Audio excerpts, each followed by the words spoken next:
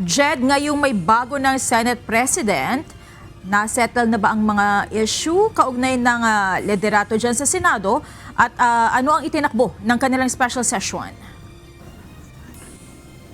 Monica, base sa mga nangyari kanina sa special session ay opisyal na ngang naitalaga si Senator Sherwin Gatchalian bilang Senate President. At bago pa man magsimula kaninang umaga yung special session ay nagpahayag na si Senator Alan Peter Cayetano na tanggap na niya na mawawala sa kanya yung posisyon basta aniya mayroong tamang botohan at may totoong quorum o bilang ng mga senador sa sesyon. All those in favor of Senator Sherwin Gatchalian as Senate President of the Republic of the Philippines, say aye. Aye. All those against, say nay. The ayes have it. Senator Sherwin Gatchalian is declared Senate President of the Republic of the Philippines. Tapos na ang laban at buo na ang 13 senador na kailangan para maideklarang bagong Senate President si Senator Sherwin Gatchalian. Kasunod ito ng pagdating ni Senator Joel Villanueva na siyang bumuo sa bilang ng tinaguriang Gatchalian Block kaninang umaga sa pagsisimula ng special session. Unanimous ang boto ng mga present na senador para kay Senator Win bilang bagong pinuno ng Senado. At dahil nabakante na ang Senate President pro tempore, itinalaga naman nila sa posisyong ito si Senator Vicente Tito Soto III, habang Majority Leader naman si Senator Juan Miguel Mig Zubiri. Very happy to be back to work. Kaya nagpapasalamat din ako kay Senator Joel Villanueva for joining us in putting the household of the Senate back in order. So naihalal na namin si Senate President Sherwin Gatchalian at si Senator Tito bilang SP pro tempore. Nakapanumpa na rin si Majority Leader Migs. Para kay Senator Panfilo Ping Lacson, mabuti na rin aniya ang nangyari para sila ay makapagtrabaho na muli at maipasa o matalakay na ang mga nabinbing mga panukalang batas. Yeah, press start. And sana everybody will cooperate, start cooperating, including the members of the minority. Kasi wala na rin deluluwe, di ba? Ibinahagi naman ni Senator Joseph Victor J.V. Ejercito ang kanilang naging pag-uusap ni Senator Villanueva bago ito tuluyang lumipat sa kanilang panig. Ayon kay Senator Ejercito, ikinalulungkot ng kapwa niya senador ang nangyayari sa Senado at nakikita aniya nito na talagang apektado na ang trabaho ng institusyon. Everything, lahat-lahat eh. I think, yung congruence of events in the past month, no, nagkapatong-patong na talagang na-damage yung institution. Na syempre, nalulungkot din, nakakalungkot din. Kahit ako, mahal naman natin Senado, ito yung huling sandigan, talagang pinagkakatiwalaan ng sambayan ng Pilipino. Pero first time in history na bumagsak ang perception, no? Talagang lower than the House.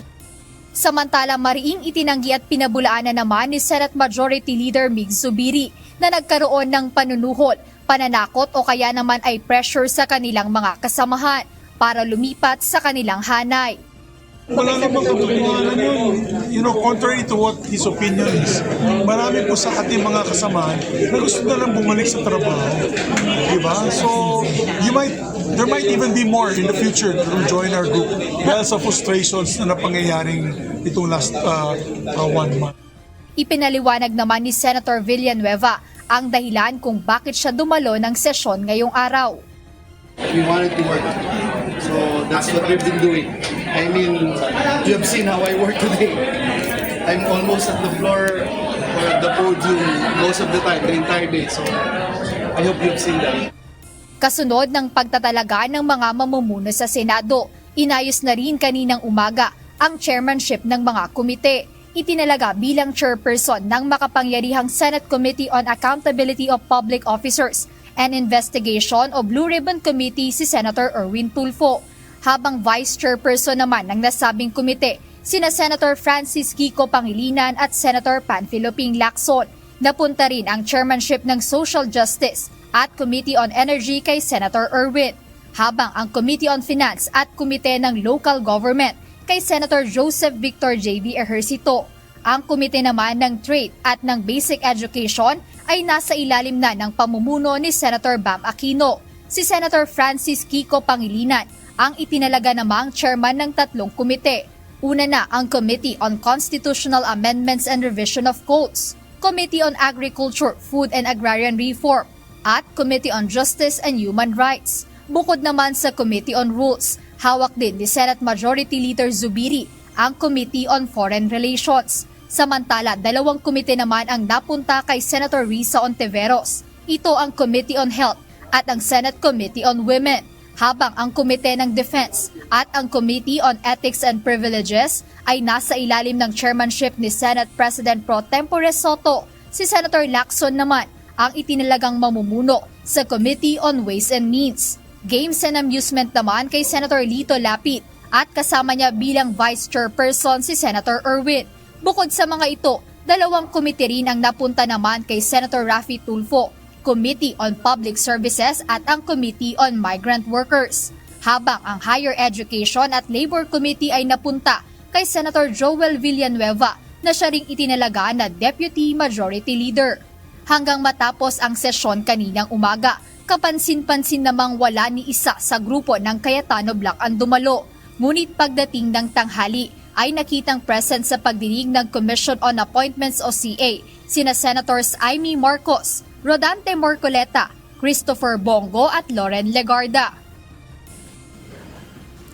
Monica, bandang 3:00 ng hapon ay nag-resume na yung special session. Ito nga ay after noong Committee on Appointments. So kaninang umaga nung nagsimula yung special session, yung mga miyembro ng new minority senators ay isa-isa nang nagdatingan pagdating ng hapon. Pero pagkatapos ng Commission on Appointments noong tanghali, si Senator Marcoleta ay hindi na dumalo dito sa panghapong sesyon ng Senado at wala rin sa panghapong sesyon ng Senado maging kaninang umaga si Senator Alan Peter Cayetano at si Senator Robin Hood Padilla. Wala rin ngayong araw sa special session si Senator Mark Villar dahil ayon sa kanyang media relations officer, ang senador ay nasa abroad due to personal reasons, habang si Senator Jinggoy Estrada base sa ating impormasyon ay nasa kustodiya nga siya ng Quezon City Jail and under preventive suspension siya, habang si Senator Ronald Bato de la Rosa naman ay wala tayong impormasyon kung nasaan siya. So kaninang hapon, pagdalo nga ng ilang minority senators sa special session, nagkaroon ng manifestation si Senator Loren Legarda na italaga si Senator Alan Peter Cayetano bilang minority floor leader, na siya rin namang naaprubahan sa nasabing sesyon. At base rin sa pakikipag-usap o interview kay bagong Senate President Sherwin Gatchalian, next week possible na magkaroon na ng mga committee hearing dito sa Senado dahil naayos na nila o naisapinal na nila yung chairmanship ng mga komite at mayroon na ring mga miyembro yung iba't ibang komite dito sa Senado. Ayan muna update, balik sa inyo, Monica.